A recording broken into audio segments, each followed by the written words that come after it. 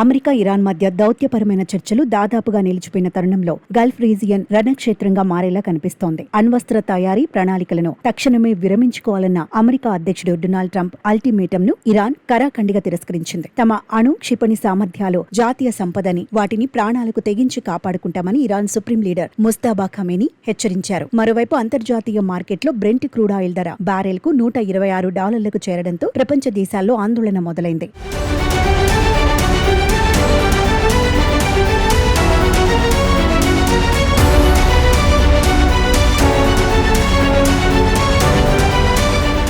Persian Gulf దినోత్సవం సందర్భంగా విడుదల చేసిన సందేశంలో ముస్తాబా ఖమేనీ అమెరికాను పెద్ద సైతాన్గా అభివర్ణించారు. వేల కిలోమీటర్ల దూరం నుంచి వచ్చి గల్ఫ్ లో పెత్తనం చెలాయించాలనుకునే విదేశీయులకు సముద్రం అడుగున తప్ప మరెక్కడ స్థానం ఉండదని ఆయన తీవ్రంగా హెచ్చరించారు. ప్రపంచ చమురు రవాణాకు కీలకమైన హెర్ముజ్ జలసంధిపై తమ నియంత్రణను మరింత పెంచుతూ కొత్త చట్టబద్దమైన నిబంధనలను తీసుకువస్తున్నట్లు ప్రకటించారు. అమెరికా స్థావరాలు తమను తామే కాపాడుకోలేవని, అలాంటిది మిత్ర దేశాలకు ఎలా భద్రత ఇస్తాయని ఆయన ప్రశ్నించారు. Iran navy commander rare admiral Irani శత్రు దేశాలకు కీలక హెచ్చరిక జారీ చేశారు. తమ వద్ద సిద్ధంగా ఉన్న ఒక సరికొత్త ఆయుధం అమెరికా బలగాలను తీవ్రంగా భయపెట్టడమే కాకుండా వారికి గుండెపోటు తెప్పిస్తుందని వ్యాఖ్యానించారు. అమెరికా ఎంతగా దిగ్బంధనం చేసినా తమ నౌకల రాకపోకలను ఎవరూ ఆపలేరని ఆయన స్పష్టం చేశారు. తమ దేశ ప్రజల ప్రాణాలకు ప్రతీకారంగా చివరి రక్తపు బొట్టు వరకు పోరాటం సాగిస్తామని నేవీ కమాండర్ స్పష్టం చేశారు.